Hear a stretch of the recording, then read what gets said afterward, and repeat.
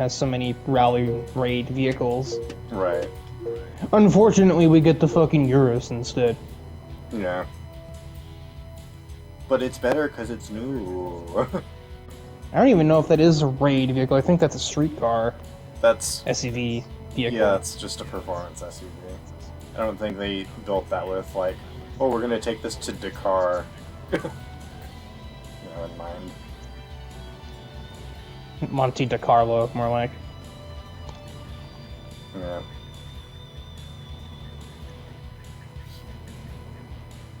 That would be a rad name for a Jacqueline Monte Carlo fucking rally raid effort, though.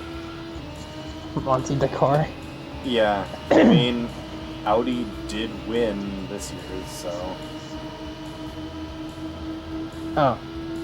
Okay, well, I guess there goes my joke of, oh, no guesses for what's next, because they literally skipped the Murcielago and went straight to the Huracan.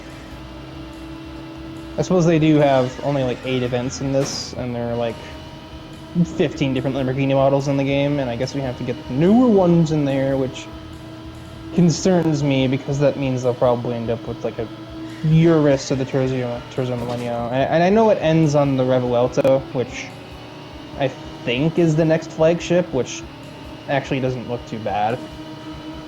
To me, anyway. Mm.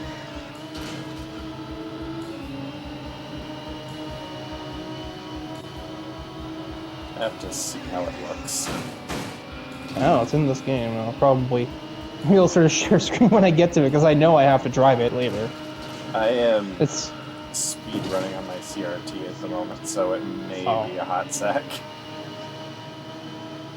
Well, I'm not there yet anyway. I have to do like 2 or 3 more events at least before I get to that, so.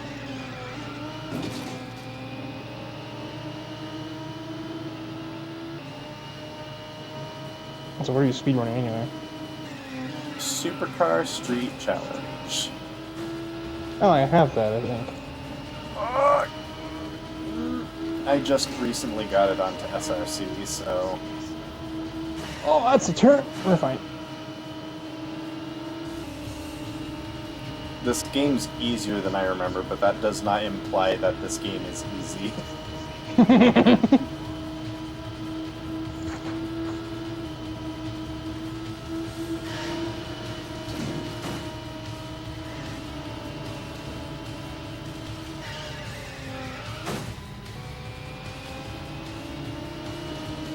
Somehow that kind of paradoxically reminds me of the way I rated the difficulty of Numazu in the Mirage, the fucking Yu-Gi-Oh! Roguelite that was made for that spin-off on Love Live, where the game actually feels more difficult than it is. The game makes things seem more tense, and then you kind of realize that, oh, it seems difficult, but it's actually forgiving as hell.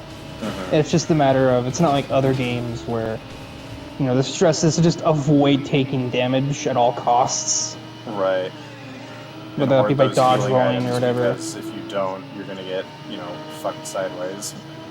Yeah, you can, like, die in 4 hits, whereas NITM is honestly not that different from how I play Genshin, where, yeah, maybe you could avoid taking damage, but sometimes it's a bit of risk assessment where your character is kind of a tank, especially in the early to mid game, and you have to kind of assess whether it's worth losing like 3 or 4 health to finish off an enemy.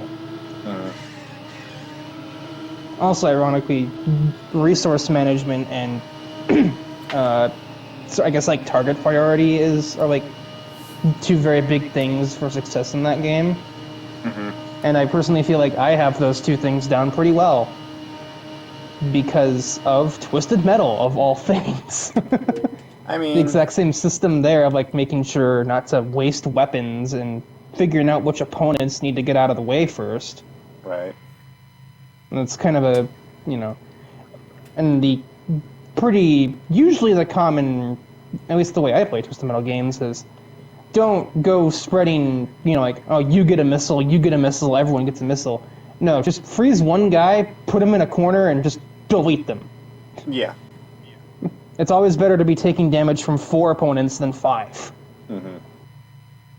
And that's kind of another part of, risk assessment is, usually you can, like, use shield spells and whatnot in NITM. That's why I abbreviate the name. And all that to, mitigate damage, but if you don't have enough shield spells for that,